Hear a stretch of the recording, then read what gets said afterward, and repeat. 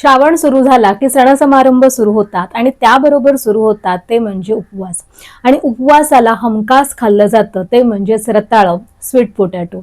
आजच्या व्हिडिओमध्ये आपण बघणार आहोत की रताळं खाण्याचे आपल्याला काय फायदे होतात आणि तसंच जर तुम्हाला हे फायदे मिळवायचे असेल तर ते तुम्ही कशा पद्धतीने खाणं गरजेचं आहे. वजन वाढू द्यायचं नसेल किंवा तुम्हाला डायबिटीस असेल तर काय करणं गरजेचं आहे ते देखील मी सांगणार आहे, पण त्यासाठी व्हिडिओ शेवटपर्यंत नक्की बघा. नमस्कार, मी डॉक्टर स्वप्ना तुमचं सगळ्यांचं स्वागत करते आपल्या YouTube channel healthy living with doctor स्वप्नामध्ये. उपवासाला आपल्याला एनर्जी टिकवणं हे गरजेचं आहे आणि आपल्याला सगळ्यात लवकर एनर्जी आहे ती कर्बोदकांपासून म्हणजेच कार्बोहायड्रेट मधून मिळते. आणि म्हणूनच जर आपण बघितलं तर उपवासाचे जे अनेक पदार्थ आहेत ते कार्बोहायड्रेटने भरलेले आहेत, जसं की साबुदाणा आहे, बटाटे आहे आणि त्यामध्येच एक आहे ते म्हणजे रताळं. जर वजन वाढवायचं असेल तर रताळं खाल्लं पाहिजे असं अनेकांचं म्हणणं असतं. ते एक वेट गेनिंग फूड आहे, पण जर तुम्ही रताळं हे योग्य प्रमाणामध्ये योग्य प्रकारे खाल्लं तर ते तुमचं वजन कमी करण्यासाठी देखील मदत करतं. रताळं हे एक हेल्दी फूड आहे आणि ते खाण्याने आपल्याला अनेक फायदे होतात. ते काय आहेत ते जाणून घेऊया. रताळ्यामध्ये कॉम्प्लेक्स कार्बोहायड्रेट आहेत म्हणजेच कर्बोदक आहेत आणि त्याबरोबरच त्याच्यामध्ये तंतुमय पदार्थ म्हणजे फायबर हे देखील चांगल्या मात्रेमध्ये आहे. उपवासाला नक्की काय खाल्लं पाहिजे, साबुदाणा खाल्ला पाहिजे, बटाटा खाल्ला पाहिजे असा जर प्रश्न असेल तर त्यापेक्षा रताळं हे एक चांगला पर्याय आहे, कारण रताळ्यामध्ये तुलनेने तंतुमय पदार्थ किंवा फायबर हे चांगल्या मात्रेमध्ये आहेत. अनेकांना उपवास केल्यानंतर दुसऱ्या दिवशी आहे ते कॉन्स्टिपेशन होतं, बद्धकोष्ठता होते, पोट नीट साफ होत नाही किंवा त्रास होतो. तर अशा वेळेला तुम्ही रताळं खाल्ल्याने तुम्हाला हा त्रास आहे तो कमी होऊ शकतो. मध्ये कॉम्प्लेक्स कार्बोहायड्रेट बरोबरच फायबर तंतुमय पदार्थ देखील असल्यामुळे पोट आहे ते अधिक काळपर्यंत भरलेलं राहतं, लवकर भूक लागत नाही आणि म्हणूनच वजन कमी करण्यासाठी देखील ते मदत करतं. फक्त ते योग्य मात्रेमध्ये योग्य प्रमाणामध्ये खाणं हे गरजेचं आहे. फक्त उपासालाच नाही तर मुलांच्या टिफिनसाठी एक चांगला पर्याय आहे. बरोबरीनेच मधल्या वेळेमध्ये आपल्याला जेव्हा भूक लागते त्यावेळेला देखील एक हेल्दी स्नॅक ऑप्शन म्हणून देखील आपण रताळं आहे ते खाऊ शकतो. रताळ्यामध्ये व्हिटॅमिन ए चांगल्या मात्रेमध्ये आहे, त्यामुळे ते आपल्या डोळ्यांसाठी खूप चांगलं आहे. त्याच्यामध्ये व्हिटॅमिन सी देखील चांगल्या मात्रेमध्ये आहे, त्यामुळे आपली रोगप्रतिकारक शक्ती आहे ती चांगली करण्यासाठी, इम्युनिटी चांगली करण्यासाठी ते मदत करतं. बरोबरने त्याच्यामध्ये पोटॅशियम देखील चांगल्या मात्रेमध्ये आहे. म्हणूनच तुम्हाला पायामध्ये गोळे येणे, मसल क्रॅम्प्स, पाय दुखणे अशा जर तक्रारी असतील तर तुमच्यासाठी रताळं हे एक औषध आहे. आणि रताळ्याचे हे सगळे फायदे जर आपल्याला मिळवायचे असतील तर रताळं आहे ते योग्य पद्धतीने योग्य मात्रेमध्ये खाणं हे गरजेचं आहे. रताळ्याच्या ह्या सगळ्या फायद्यांबरोबर एक गोष्ट आपल्याला लक्षात ठेवणं गरजेचं आहे, ते म्हणजे त्याच्यामध्ये असणारे कार्बोहायड्रेटचं प्रमाण, स्टार्चचं प्रमाण आणि त्याचा ग्लायसेमिक इंडेक्स. ग्लायसेमिक इंडेक्स म्हणजे काय, तर एखादा पदार्थ खाल्ल्यानंतर रक्तामध्ये साखर किती प्रमाणामध्ये वाढते त्याला ग्लायसेमिक इंडेक्स म्हटलं जातं. याचे जे डिटेल व्हिडिओ आहे तो मी अगोदरच बनवलेला आहे, तो तुम्ही नक्की बघून घ्या.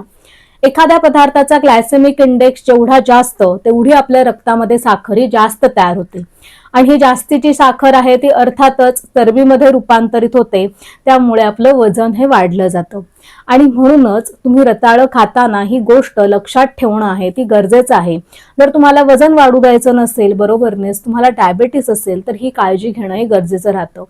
आणि गंमत म्हणजे रताळ्याचा हा जो ग्लायसेमिक इंडेक्स आहे ते तुम्ही रताळं कशा पद्धतीने खाता त्यानुसार हा ग्लायसेमिक इंडेक्स आहे तो कमी जास्त होतो.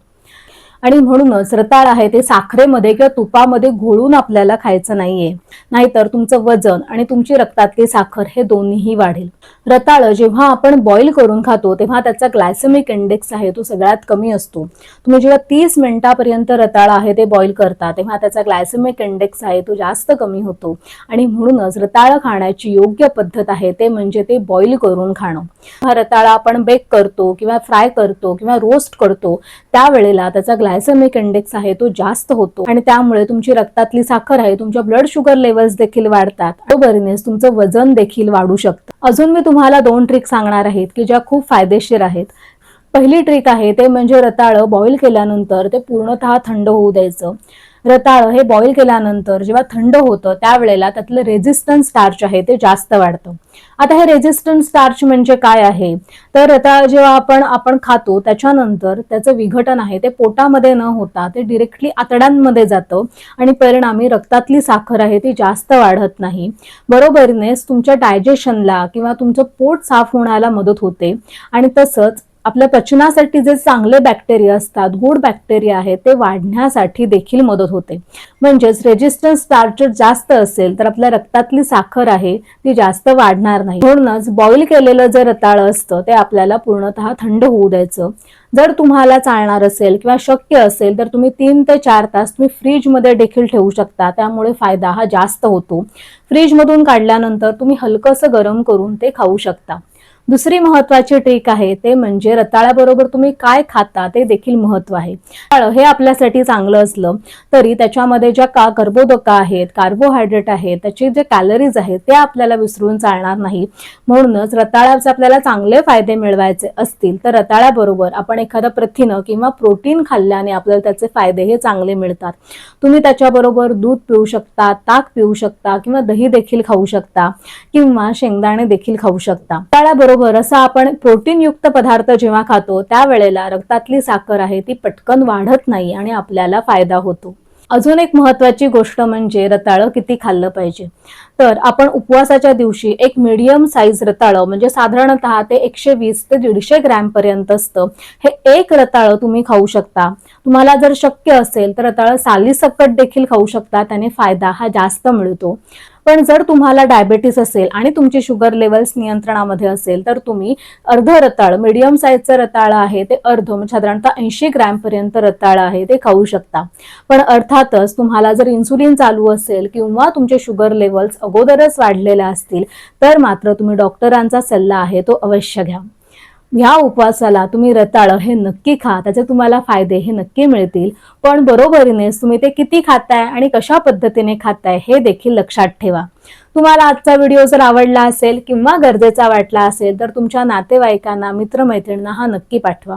विशेषतः जे श्रावणातले उपवास करत आहेत किंवा इतर उपवास करत आहेत, ज्यांना वजन वाढू द्यायचं नाहीये किंवा ज्यांना डायबिटीस आहे, अशा तुमच्या मित्रमैत्रिणींना, नातेवाईकांना हा व्हिडिओ नक्की पाठवा. असेच अनेक माहितीपूर्ण व्हिडिओ बघण्यासाठी चॅनलला सबस्क्राईब करा. बेल आयकॉन दाबा म्हणजे मी व्हिडिओ अपलोड केला की त्याचं नोटिफिकेशन तुम्हाला मिळेल. आणि तोपर्यंत हेल्दी राहा आणि हॅप्पी राहा. नमस्कार.